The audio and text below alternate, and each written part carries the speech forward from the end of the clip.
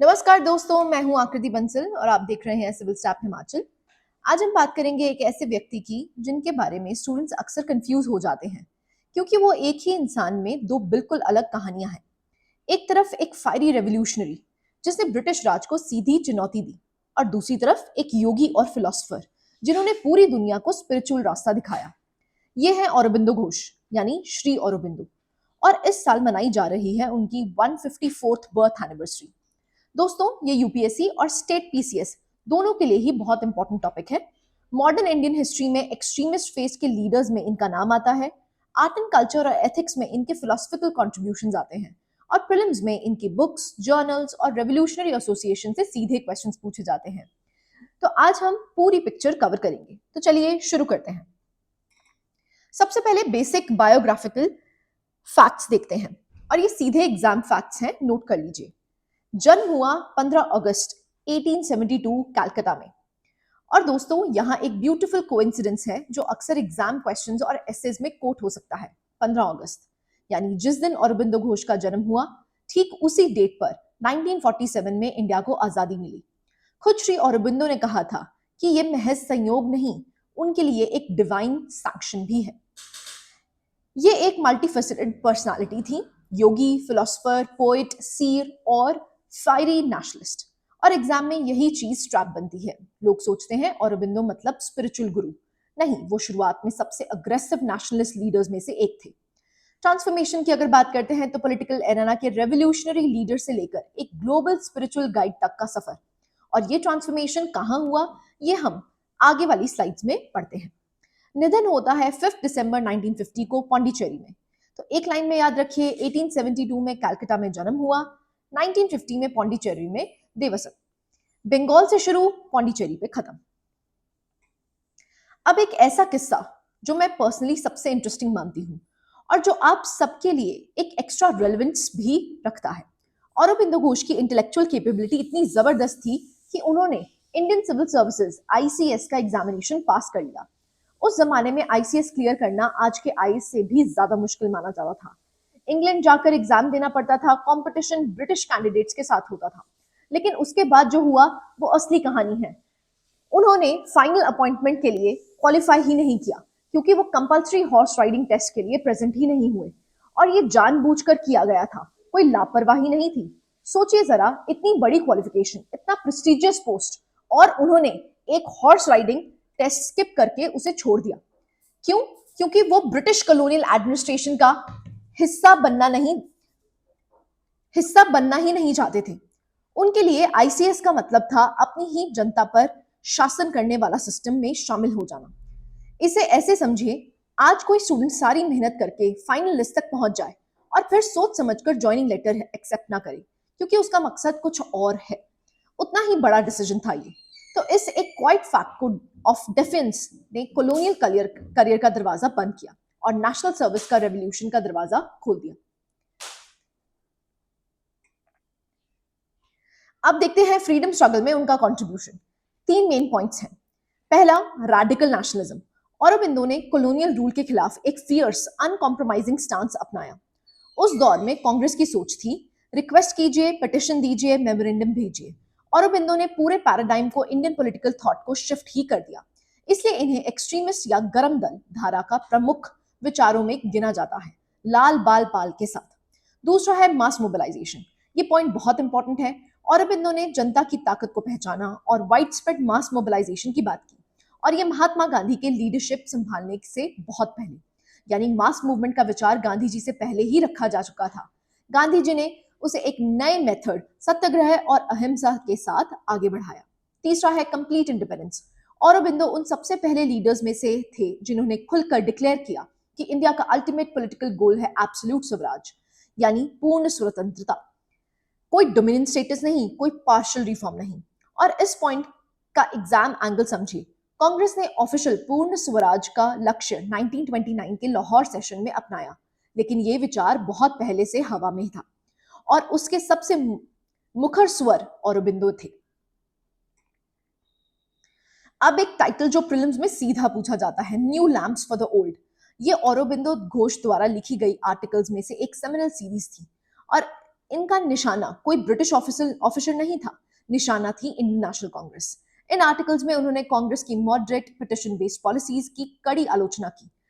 उनका तर्क सीधा था, सिर्फ मेमोरेंडम्स भेजने से, सिर्फ प्रार्थना करने से आजादी नहीं मिलेगी। जरूरत है एक ज्यादा डिमांडिंग और असर्टिव अप्रोच की, जो इंडियन राइट्स को मांगे, ना कि उनके लिए गिड़गिड़ाए। टाइटल का मतलब भी खुद में एक मैसेज है। पुरानी लैंप्स की जगह नई लैंप्स, यानी पुरानी सोच, पुराना तरीका हटाइए, नया तेज और असर्टिव रास्ता अपनाइए। इसे आज की भाषा में समझिए, ये उस वक्त का एक बोल्ड पब्लिक क्रिटिक था, अपनी ही पार्टी, अपनी ही खेमे के अंदर खुली आलोचना। और ये तब लिखा गया जब औरोबिंदो भी बहुत युवा थे। अब आती है वो घटना जो अरबिंदो के जीवन का टर्निंग पॉइंट है, अलीपुर बॉम्ब केस 1908। उनकी रेवोल्यूशनरी एक्टिविटीज का सिलसिला मुजफ्फरपुर बॉम्बिंग इंसिडेंट के बाद उनकी गिरफ्तारी पर पहुंचा, और उससे शुरू हुआ ये highly publicised Alipur bomb case, जिसे अलीपुर कॉन्स्पिरेसी केस भी कहा जाता है। अब तीन की फैक्ट्स। पहला, सॉलिटरी कन्फाइनमेंट। औरबिंदो ने पूरा एक साल अंडर ट्रायल प्रिजनर के रूप में सॉलिटरी कन्फाइनमेंट में बिताया, अकेले एक सेल में। और दोस्तों, यही वो पीरियड है जिसने उन्हें स्पिरिचुअल ट्रांसफॉर्मेशन को कैटलाइज किया। जो इंसान जेल गया था एक रेवोल्यूशनरी के रूप में, वो बाहर आया एक बिल्कुल बदले हुए दृष्टिकोण के साथ। यही एक लाइन की पूरी कहानी है। अलीपुर जेल के अंदर रेवोल्यूशनरी का योगी में रूपांतरण हुआ। दूसरा है डिफेंस। उनका मुकदमा लड़ा चितेंद्र CR दास ने, जो आगे चलकर स्वराज पार्टी के सह संस्थापक भी बने। उन्होंने औरबिंदो को अक्विटल दिलाई। तीसरा है एक फेमस लाइन। कोर्ट में चित्रंजन दास ने औरबिंदो को एक पोइट ऑफ पेट्रियोटिज्म कहकर संबोधित किया, देशभक्ति का कवि। ये फ्रेज आज भी औरबिंदो के साथ जुड़ा हुआ है। तो याद रखिए, 1908 अलीपुर बॉम्ब केस, CR दास अक्विटल करवाई, और एक साल का सॉलिटरी कन्फाइनमेंट। अक्विटल के बाद औरबिंदो ने जीवन का दूसरा अध्याय शुरू होता है, रिट्रीट टू पौंडीचेरी। बरी होने के बाद उन्होंने एक्टिव पॉलिटिक्स से संन्यास ले लिया और पौंडीचेरी चले गए। अपने जीवन इंटेग्रल योगा को समर्पित कर दिया। अब ये इंटेग्रल योगा का क्या है? आसान भाषा में, आमतौर पर योग का मतलब लोग समझते हैं दुनिया से दूर होकर, संसार छोड़कर साधना करना। औरबिंदो ने इसका उल्टा कहा। उनका विचार था कि अध्यात्म को संसार से भागने की जरूरत नहीं है, बल्कि चेतना का विकास इसी जीवन में, इसी दुनिया में होना चाहिए। मानव को डिवाइन कॉन्शियसनेस तक ऊपर उठना है, दुनिया को छोड़कर नहीं, दुनिया को बदलकर। श्री औरबिंदो आश्रम स्थापना हुई 1926 में, जो आगे चलकर दुनिया भर के स्पिरिचुअल सीकर्स का एपिसेंटर बना। द मदर यानी मीरा अल्फासा, फ्रेंच मूल की, उन्होंने औरबिंदो की स्पिरिचुअल विजन को पहचाना और उनकी लाइफ लॉन्ग स्पिरिचुअल पार्टनर बनी। आश्रम का संचालन आगे चलकर उन्हीं के हाथों में आया।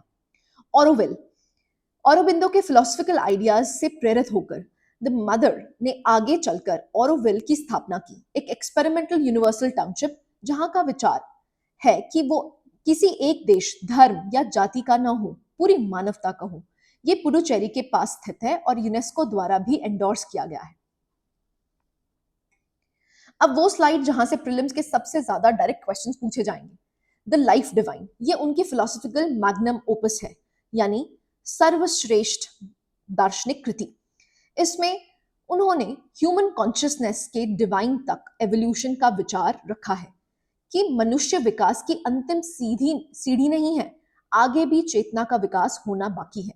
दूसरा, सवित्री, ये एक एपिक पोएम है, ब्लैंक वर्स में लिखी गई है और इसे इंग्लिश भाषा की सबसे लंबी कविताओं में से एक माना जाता है। इनका विषय है स्पिरिचुअल डेस्टिनी। महाभारत की सवित्री सत्यवन कथा को उन्होंने एक गहरे आध्यात्मिक रूप में प्रस्तुत किया। तीसरा है एसेज ऑन गीता, ये भगवत गीता पर एक साइकोलॉजिकल और स्पिरिचुअल कमेंट्री है। गीता की कलातीत शिक्षा की एक गहरी व्याख्या। दोस्तों, एक छोटा memory trick, life divine philosophy, Savitri poetry, essays on the Gita which is commentary. और एक नाम याद रखिए जो इस श्रृंखला में आता है, द सिंथेसिस ऑफ योगा, जो इंटेग्रल योगा की व्यवस्था को समझाता है। अब औरबिंदो का वो पहलू जो प्रीलिम्स के लिए सबसे ज्यादा स्कोरिंग है, जर्नलिज्म और revolutionary association, nationalist publications. Aurobindo की पत्रकारिता को हथियार बनाया साम्राज्यवाद के खिलाफ। दो नाम याद रखिए, वंदे मातरम और कर्मयोगिनी। वंदे मातरम इस डेली के वो प्रिंसिपल राइटर थे। इस अखबार ने इंडियन पॉलिटिकल जर्नलिज्म को बदल दिया। पहली बार इतनी खुली, इतनी निर्भीक भाषा में स्वराज्य की बात हो रही थी। कर्मयोगिनी ये एक इंग्लिश जर्नल है, उन्होंने खुद स्थापित किया अपने पॉलिटिकल और स्पिरिचुअल विचारों को फैलाने के लिए। रेवोल्यूशनरी मिलियू और औरबिंदो सिर्फ एक विचारक नहीं थे, वो पर्दे के पीछे एक एक्टिव ऑर्गेनाइजर थे, मिलिटेंट नेशनलिस्ट ग्रुप के साथ काम करते थे। दो संगठन याद रखिए, जुगांतर ग्रुप और अनुशीलन समिति। ये दोनों बंगाल के अंडरग्राउंड रेवोल्यूशनरी नेटवर्क्स थे और औरबिंदो ने इन्हें घनिष्ठ रूप से जुड़े थे नेशनल लिबरेशन की स्ट्रैटेजीज बनाने में। अब आखिरी स्लाइड पर आते हैं, उनकी ग्लोबल लेगेसी। अरविंद घोष का दृष्टिकोण इंडिया के लिए सिर्फ राजनीतिक आजादी तक सीमित नहीं था। उनका मानना था कि इंडिया को मानवता के भविष्य में एक अग्रणी आध्यात्मिक और सभ्यतागत भूमिका निभानी है, यानी आजादी एक शुरुआत है, मंजिल नहीं। इसी के साथ उन्होंने जोर दिया डीप कल्चरल सेल्फ कॉन्फिडेंस पर, अपनी संस्कृति पर आत्मविश्वास और स्पिरिचुअल रीजनरेशन पर, ताकि वैश्विक चेतना ऊपर उठे। ये विचार आज भी रेलेवेंट हैं और एसे और एथिक्स पेपर्स में बहुत ज्यादा यूज हो सकते हैं। अब आते हैं प्रीलिम्स के लिए दो फैक्ट्स जो बहुत ज्यादा इंपॉर्टेंट हो जाते हैं। 1943 में नोबेल प्राइज इन लिटरेचर के लिए नॉमिनेट हुए, 1950 में नोबेल पीस प्राइज के लिए नॉमिनेट हुए। सोचिए जरा, एक ही व्यक्ति लिटरेचर और पीस दोनों कैटेगरीज में नॉमिनेट हुआ है। ये अपने आप में बता देता है कि उनका काम कितना विशाल था। सिर्फ एक सावित्री जैसी महाकाव्य, दूसरी तरफ मानवता के लिए एक शांति और चेतना का दर्शन। और यही पूरी कहानी का सर्कल पूरा होता है दोस्तों। जो इंसान आईसीएस छोड़कर रेवोल्यूशन में उतरा, जो अलीपुर जेल में 1 साल अकेला रहा, वो आखिर में दुनिया के सामने नोबेल के दो नॉमिनेशंस के साथ खड़ा था, बिना कभी किसी पद के, किसी कुर्सी के। तो दोस्तों चलिए पूरा वीडियो एक क्विक रिवीजन में समझते हैं। 15 अगस्त 1872 कलकत्ता में जन्म हुआ, 5 दिसंबर 1950 पौंडीचेरी में देहावसन। आईसीएस पास किया लेकिन हॉर्स राइडिंग टेस्ट जानबूझकर छोड़ा। New lamps for the old Congress के मॉडरेट्स की आलोचना की। पूर्ण स्वराज की मांग उठाने वाले सबसे पहले लीडर्स में से एक थे।